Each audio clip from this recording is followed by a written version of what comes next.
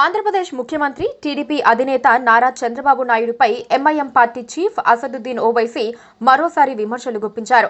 వివిధ అంశాలపై చంద్రబాబు వైఖరిని తప్పుబడుతూ వస్తున్న మజ్లీస్ పార్టీ అధినేత అసదుద్దీన్ ఓవైసీ ఈసారి నారా లోకేష్ అంశాన్ని అస్త్రంగా చేసుకుని చంద్రబాబుపై విమర్శలు ఎక్కుపెట్టారు. చంద్రబాబు నాయుడు తన కుమారుడైన నారా లోకేష్ రాజకీయ భవిష్యత్తును నాశనం చేస్తున్నారని అసదుద్దీన్ ఓవైసీ విమర్శించారు. అదేంటి, చంద్రబాబు నారా లోకేష్ రాజకీయ భవిష్యత్తును దెబ్బతీయటం ఏంటని ఆశ్చర్యపోతున్నారా? మంత్రిని చేసి టీడీపీ జాతీయ ప్రధాన కార్యదర్శి హోదా కూడా అప్పగించిన తర్వాత కూడా అసదుద్దీన్ ఓవైసీ ఈ మాట ఎందుకన్నారు?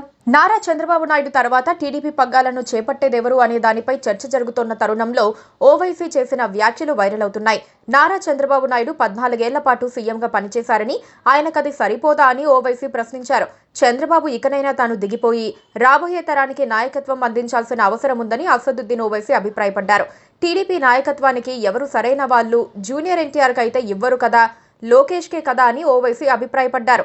చంద్రబాబు తర్వాత జూనియర్ ఎన్టీఆర్ ఆ పదవిలోకి రాలేడు కదా అన్న అసదుద్దీన్ ఓవైసీ వీలైనంత తొందరగా లోకేష్ కు బాధ్యతలు అప్పగించాలన్నారు.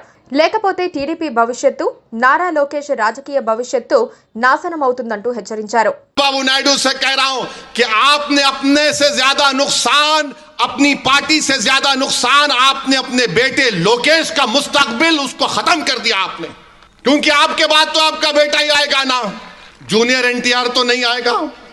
अब इतना पॉपुलर है उन्हें, मेरे को नहीं मालूम आता क्या उन्हें, आता क्या नहीं न्यूज बनना ना, ये भी आप लोकेश को परेशान कर दिए। अरे उसका तो देख लेते, कितना तुम करेंगे, तुम हो गया ना 9 साल आंध्र प्रदेश के चीफ मिनिस्टर, 5 साल आंध्र प्रदेश के, बस है बच्चे को देखते अपने, मगर आपने लोकेश को परेशानी में डाल दिया।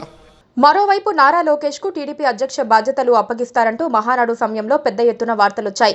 కడపలో జరిగిన మహానాడులో టీడీపీ బాధ్యతలను నారా లోకేష్ కు అప్పగిస్తారంటూ వార్తలొచ్చాయి. అయితే టీడీపీ జాతీయ అధ్యక్షుడిగా నారా చంద్రబాబు నాయుడు మరోసారి ఏకగ్రీవంగా ఎన్నికయ్యారు. దీంతో ఈ వార్తలకు ఫుల్ స్టాప్ పడింది. Please subscribe to KTV Telugu. KTV Telugu. KTV Telugu channel.